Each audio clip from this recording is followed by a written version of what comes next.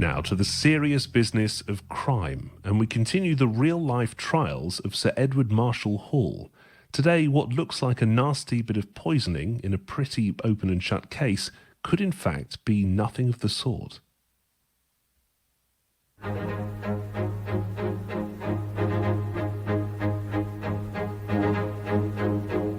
John Mortimer presents The Trials of Marshall Hall. True stories from the archives of Britain's most celebrated criminal barrister, starring Tom Baker as Sir Edward Marshall Hall.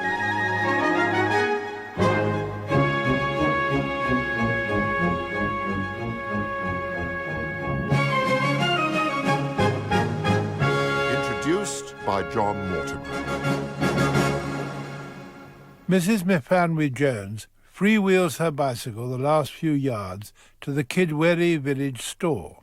She's come for a weekly shop, but along with the twist-wrapped sugar and the pats of butter, Mrs. Jones has come to collect something equally delicious, gossip.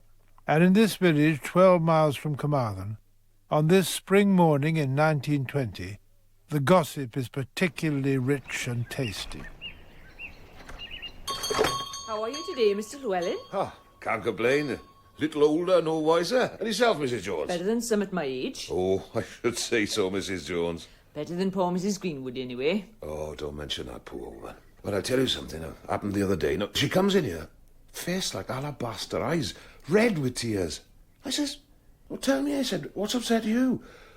Oh, she says, it's my husband. Well, what's he done? I said, just trying to be neighbourly like it. What did she say? He's never there, she says. Never where? At home, she says, and then, damn me, she practically faints away. Mrs. Jones manages to increase her store of gossip in the company of her niece, Hannah Williams, who also happens to be the Greenwood's maid. More cake, Hannah, my love? No, thank you, Auntie. Still rushed off your feet, are you, at the Greenwoods? I'm up and down those stairs all day, and that's the truth. Oh, I bet you are. What with poor Mrs. Greenwood ill all the time. Her husband helps out, does he? Help? Be better if he didn't bother sometimes the way he carries on. Carries on? Hammer and tongs, Auntie. Really?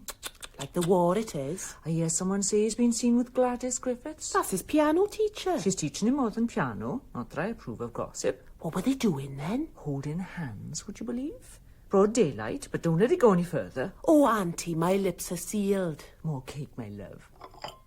Poor Mrs. Greenwood. Breathe in. A frequent visitor at the house is Dr. Griffiths, Good. the piano teacher's brother. Breathe out. That's fine. Well, chest sounds all right, Mrs. Greenwood. Are you taking exercise, though? I don't feel like it. Well, you should. Try to get out. This Saturday there's a tennis tournament at the club.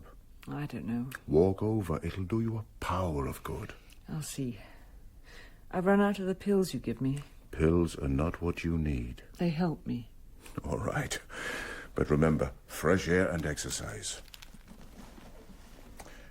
You'll soon be right as rain. Sometimes I think I'll never be well again. Now, that's no way to talk. What makes you say that? I don't know. It's how I feel. Thank you for coming, Doctor. Your wife needs taking out of herself, Mr. Greenwood. Well, that's my advice. I'm very grateful. And something else. Yes? Tongues are beginning to wag about you and my sister. Are they? She's giving me piano lessons. I know. She's a piano teacher. I wish to learn the piano. Now, I'm only mentioning it Good because... God, I need to get out of this house sometimes. I understand that. And that's the trouble with living in a place like this. Gossip. You can't survive it. So what are you saying? There'll be no more piano lessons. Hannah Williams brings in the roast lamb and vegetables on a tray. Sunday lunch at the Greenwoods always taxes her skills to the utmost, especially today with another place to set. Irene, the Greenwood's daughter, has come to stay. I do not spend all my evenings at business meetings. Please don't argue. Most of Oh, them. nonsense. 3 or 4 a week. Shh, Hannah's coming. Hannah, you may put the tray down. My husband will carve. Yes, ma'am. Will I serve you vegetables? Little. Hardly anything.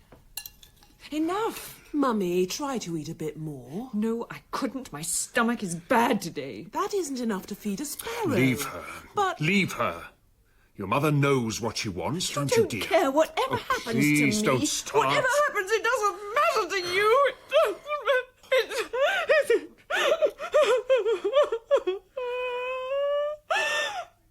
During the afternoon, Mrs. Greenwood complains of sickness and diarrhoea. The doctor is called. what is the matter with her? Food poisoning, most likely. I've prepared a bismuth mixture. Give it to her with water every 2 hours. She'll be all right, won't she? Oh, yes. Nothing to worry about. But by late evening, it's clear that Mrs. Greenwood is seriously ill. She's sleeping now. I'm worried, Daddy. I'm worried. The doctor knows what he's doing. I'm absolutely certain of that. Daddy? Oh, Daddy? No. At his wife's funeral, the villagers note, Mr. Greenwood shows no emotion. And when 4 months later he marries the piano teacher, the gossip becomes deafening. Indignant, angry and suspicious, they demand redress from that potent symbol of civic righteousness, the law. Mr. Harold Greenwood? Yes? Inspector Talbot from Carmarthen Police Station. We're carrying out inquiries into your first wife's death. What do you mean? My wife died of heart failure. Haven't you read the death certificate? I am aware of what Dr. Griffiths wrote, but I have to tell you there may be new evidence in the case. What new evidence? Well, I can inform you that your wife's body has been exhumed for examination. Would you get your coat? 2 days later, a tall, thin man enters 3 Temple Gardens, the chambers of Sir Edward Marshall Hall. It's Arthur Newton, the solicitor, who approaches the familiar oak door. Mostyn, Mr. Newton, is your master here? Sir Edward has 2 appointments this morning, both out of the office. He's busy? You have a brief under your arm, I see, sir. But if he's busy... Neither of his appointments are legal matters. He's gone to see the doctor, sir. Not ill, I hope. Nothing serious. And then he's visiting a silversmith. Shall I take him the brief, sir? If you would. A little bird told me there are troubles at home. Home? Chez Marshall Hall. I couldn't say, Mr. Newton. No? It's just that I heard it said his young daughter is creating a certain friction between himself and his good lady wife. Just idle gossip.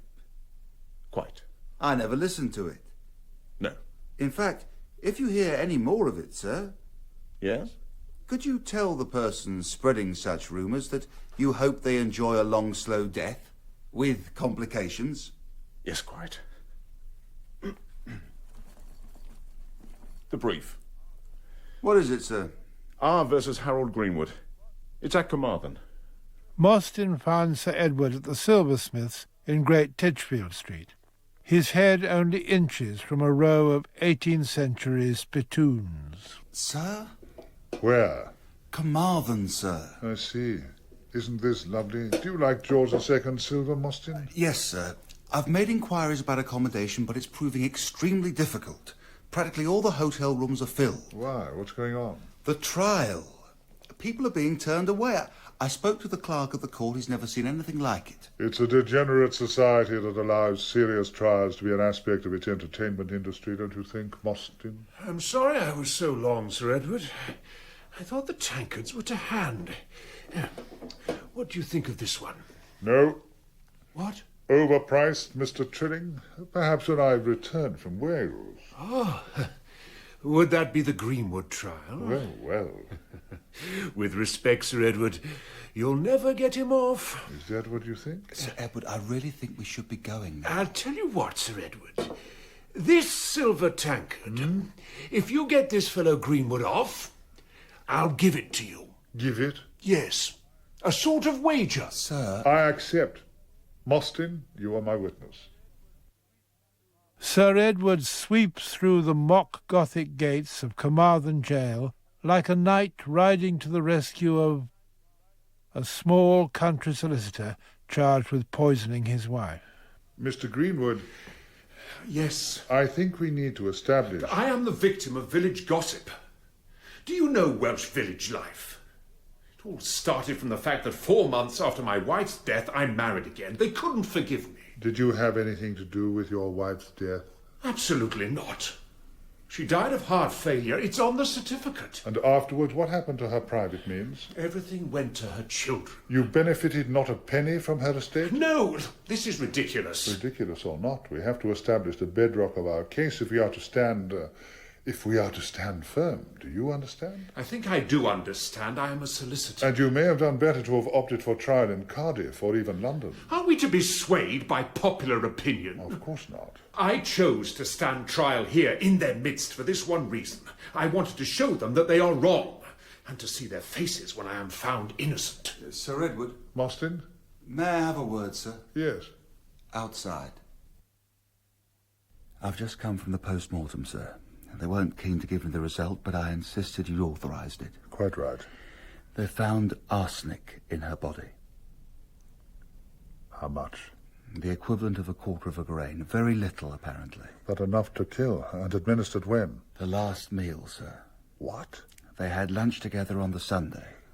Greenwood and his wife? And the daughter, sir. Irene, her name is. She was with them? Yes, sir. Mr. Greenwood, the results of the post-mortem on your wife show a small but significant quantity of arsenic. What? Can you account for it? Absolutely not. The doctor said my That will be different now. But how can they change the... I can't account for it, no. I would like to call your daughter as a witness. No. Why not? I don't want her standing up in front of those people to give them the satisfaction. You must understand, unless I'm mistaken, she will prove a key defence witness. To leave her out would be absolute madness. You are not to call her. Do you understand? The trial is held in the Guildhall, Carmarthen. Expectant faces from all over the county await the appearance of a legend. And into this bare garden the legend, limping slightly from an agonizing bout of phlebitis, steps. He rises to cross-examine Sir William Wilcox, a ruddy-faced gentleman in tweeds. As a Home Office analyst, Sir William, would you explain to the court the experiment upon which calculations of the quantity of arsenic in the body is based? It is a chemical process by which arsenic is extracted from a minute specimen of a part of the body in the form of a gas. I see. So, for example, from a minute part of the stomach, a minute proportion of arsenic is collected. Then the proportion of arsenic is multiplied proportionately to the total weight of, in this case, the stomach, you said, and in this way, the total amount of arsenic found in the stomach is calculated. And so you proceed through all the component parts of the body? Yes. Would it be true that any initial error made in the experiment itself would be multiplied hundreds, or in the case of some parts of the body, thousands of times in the calculation that followed it? Yes, if an error was made. Yet despite this, you have given the confident opinion that Mrs. Greenwood's death was by arsenical poisoning. Yes. Are you still of that opinion? I am.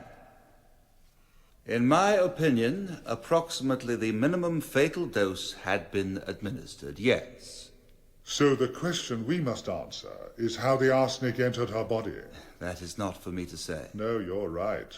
That is for the prosecution to say, and say it they must. Hannah Williams, the Greenwood's maid, is now in the witness box, looking extremely hot. She dabs her cheeks with a tiny handkerchief. Miss Williams. Yes, sir. I want you to remember that last meal you served for the Greenwood family on that fateful Sunday. Could you do that? Yes, sir. Good. So, lunchtime Sunday the 15th of June. What were the family eating? Normal, sir. A joint of meat, vegetables, and a gooseberry tart. And did all the members of the family eat a meal? Well, Mrs. Greenwood didn't eat much, but she did eat. She ate that day. And their daughter was present? Yes. And all ate, all shared the same food, is that correct? Yes, sir. And to drink? Mr. Greenwood had a whiskey before, and there was a bottle of wine on the table. Wine? Yes, sir. Which again they all shared? No, sir. Only Mrs. Greenwood had the wine. Only Mrs. Greenwood? Yes, sir. Neither her husband nor her daughter drank from that bottle of wine. And do you remember what happened to the wine afterwards? No, sir. Why not? I put it in the larder, but later on that evening, when I was preparing tea, I remembered the bottle had gone. Who went into that larder? Only me and Cook. You didn't see anyone else go in there? Yes, sir. I saw Mr. Greenwood go in after lunch. I see. And he saw me and he said, "I'm just going in to wash my hands." That was not a normal practice? Sorry? He didn't normally do this? He never done it before. And soon after you noticed the bottle was missing? That's right. Thank you, Miss Williams. Sir Edward will now, no doubt, want to ask you some questions. Are you a teetotaler, Miss Williams? Sorry? Do you drink? I don't understand. I mean, do you drink wine? Do you drink it? Do you? I think you understand the question. I have drunk it. I'm not drunk today. Very well. Miss Williams, you have shown an impressive memory after all this time. Will you tell the court what kind of wine was drunk by Mrs. Greenwood? Port wine. Port wine. With the meal. That's right. Whoever heard of that? A little touch of the domestic servant? And how many wine glasses did you put on the table? One. One? For Mrs. Greenwood. In your statement you made to the police, you said 2 glasses were laid, 2 pink glasses, not one. I'm not sure then. Were you nervous when the police asked you to make a statement? I was. It's natural to be nervous in police company, and to wish to please them is also, no doubt, natural. Sir Edward... Isn't it true that Mr. Greenwood often washed his hands in the larder? Isn't it possible that he did? And isn't it possible that after all this time, you have forgotten exactly what happened? I suppose it is. Juries are always quiet when they're worried, and this one is very quiet indeed. Dr. Griffiths, a florid man with straying grey hair, comes into the witness box. Dr. Griffiths, you were the Greenwood family doctor, is that correct? That's correct. It's true to say, isn't it, that Mrs. Greenwood had a number of minor illnesses and complaints? Yes. But as a family doctor, were you surprised when she died so suddenly? Yes, I was. You were not expecting such a thing? No, she had no reason there was no reason to anticipate a sudden collapse at all. Could you, for the benefit of the jury, describe your actions on the Sunday in question and then on the next day? Her husband contacted me about late afternoon and said that his wife was complaining of sickness and diarrhea. I sent over some medicine, a bismuth mixture. He contacted me again at about 11 o'clock at night to say his wife was worse. I went to see her and gave her morphia pills. She lapsed into a coma soon after that and died at approximately 3:30 in the morning. Thank you, Dr. Griffiths. Dr. Griffiths, you administered morphia pills. That is correct. Was that not dangerous? No. Morphia pills containing morphine, was that not dangerous to a woman in Mrs. Greenwood's weakened condition? No. Each morphia pill contains, am I not right, half a grain of pure morphine? Yes, but... I don't mean morphia. You said morphia. I know. I meant opium. Opium pills are often called morphia because they contain morphia. You said that in your opinion, there would have been no danger in giving this woman 2 half grains of pure morphia. I meant 2 half grains of pure opium. I give every allowance to every witness who says what I don't expect him to say. Have you the smallest doubt whatever that if you as a medical man were accurate when you said that you gave her 2 half grains of morphia after 10 o'clock, that she would have been dead before 4 o'clock? If I had given her morphia, she would. But I did not give her morphia. I gave her 2 pills of opium, and each pill contains only 1/40th of a grain of morphia. Do you have your prescription book? No, I don't. Why not? I retired last year, and I must have destroyed it. Why was it destroyed? I don't remember. So you can't give us the prescription for the tonic you gave to Mrs. Greenwood earlier in the evening? Sir Edward. Yes, my lord? Do you have any more questions for Dr. Griffiths? A very few. If I may just... I would then prefer you left them until tomorrow. I would prefer to finish them today. Until tomorrow, members of the jury.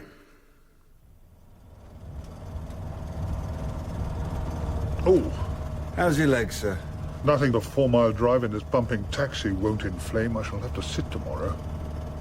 How are we to pick up with this Dr. Griffiths, this good, solid character, eh? I'd like to pierce him just to see the fur fly. Sir, Yes? my sister works in a dispensing chemist's on the Charing Cross Road. Well, what if... It's really continuing your idea of mistaking two drugs. I mean, how does the doctor strike you? Weak. Look at the way he gave a cause of death without a second opinion. So there's a chance he may be incompetent. Perhaps. Should I telephone my sister, sir? Dr. Griffiths, could you tell me what Fowler's solution of arsenic looks like? It's a reddish liquid. I wondered if you'd help me to identify the contents of this bottle. Is arsenic solution anything at all like this? Yes, that's right. It's red, yes. That's arsenic solution you have there. Could you read the label on the bottle, Doctor? Please pass this to the witness. Thank you. Doctor, what does the label say? Dr. Griffiths? Sir Edward, I must protest. A man's life is at stake, sir. Read the label, Doctor. Bismuth. I beg your pardon. Bismuth. The same colour as arsenic. Bismuth, which you gave to Mrs. Greenwood 5 hours before she died. Are you accusing the doctor of gross incompetence? No, my lord. You're not. Certainly not. I am merely pointing out to the court an alternative hypothesis for how arsenic may have entered the body of the deceased. You are waving accusations around the court like flags. Not at all. I am discussing the degrees of improbability which I consider it my job to do, and which the jury need to be mindful of throughout every aspect of this case. I have no more questions for this witness. Was that a red herring or a sprat to catch a mackerel, sir? Mostyn, please, the tribes are gathered against us. Only one thing will save him. Go and hail a taxi and bring my cushion. Mr. Greenwood, I cannot promise a successful result tomorrow unless you allow me to put your daughter into the witness box. I've said no. Yes, you've said no, but you must consider the consequences. At the moment the jury are weighing the possibilities, I feel they are against us. They think you killed your wife in order to free yourself from your first marriage. Many of the men on the jury will have contemplated a similar course of action. For all I know, they may wish to punish you for actually going ahead and doing it. I didn't do it. Then give me proof. Now, normally, it's not my job to prove innocence, but in this case, in this place, I believe it is. Well? You are Miss Irene Greenwood. Yes, sir. You are the prisoner's daughter, is that correct? Yes. Miss Greenwood, I need to recall some incidents which I'm sure are very painful to you.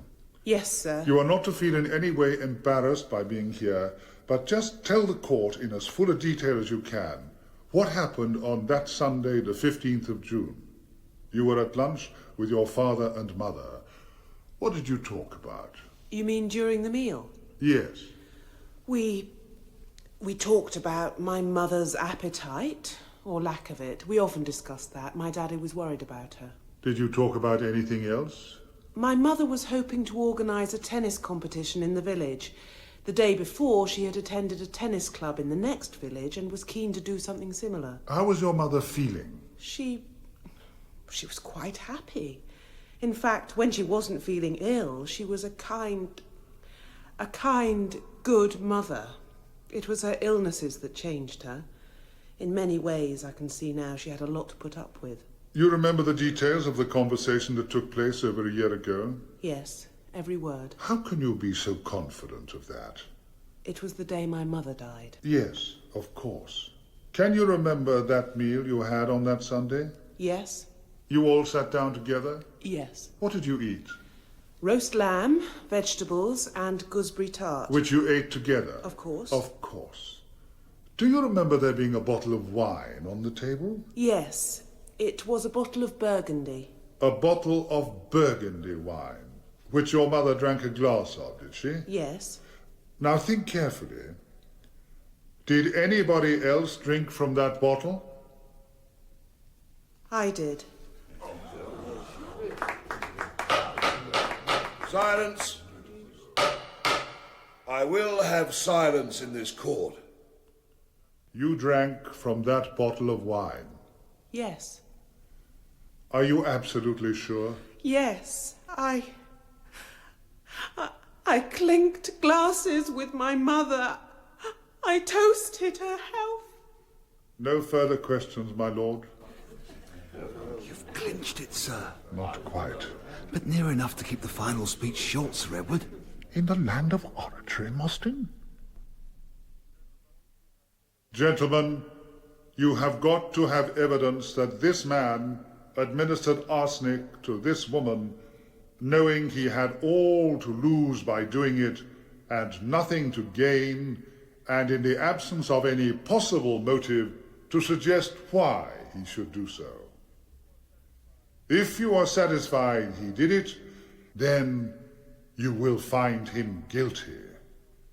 But if you are not satisfied, if you feel that the evidence against him amounts to no more than jealousy and surmise, and scientific evidence camouflaged as scientific proof, then you are bound to say that he is not guilty. I beg you to remember one thing. Your verdict is final, necessarily final. Put out the light, and then put out the light. If I quench thee, thou flaming minister, I can again thy former light restore, should I repent me. But once put out thy light, thou cunningst pattern of excelling nature, I know not where is that Promethean heat that can thy light relume. Are you, by your verdict, going to put out that light? Gentlemen of the jury, I demand at your hands the life and liberty of Harold Greenwood. Mr. Trilling, come out, sir. I'm stealing all your silverware. Ho, shopkeeper. Sir? Ah, Sir Edward. I recognised your voice. Back from Wales? Evidently, you've read the evening newspapers. I haven't had a chance to yet. Here, read mine. Greenwood, not guilty verdict in Marshall Hall triumph. Oh, well, congratulations, sir. Mr. Trilling, it embarrasses me to have to remind you, but... Here it is, one silver tankard. Oh, Mr. Trilling. Will you inscribe it for me? Certainly, sir. Something victorious. No, a line from Robert Burns, I think. Got a pencil? Yes, sir. There's death in the cup, so beware. Great barristers, like great surgeons, make jokes, sometimes macabre jokes, to relieve the almost unbearable tension of their work. Family worries threaten to overwhelm even Marshall Hall's spirits, and no one expects a death at Christmas. John Mortimer presented The Trials of Marshall Hall, dramatised by Michael Butt and directed by John Taylor, with Tom Baker as Sir Edward Marshall Hall, and featuring Timothy Block, Jonathan Taffler, Christopher Scott, Robert Blythe, Lucy Jenkins and Zela Clark. The Trials of Marshall Hall is a Fiction Factory production for Radio 2.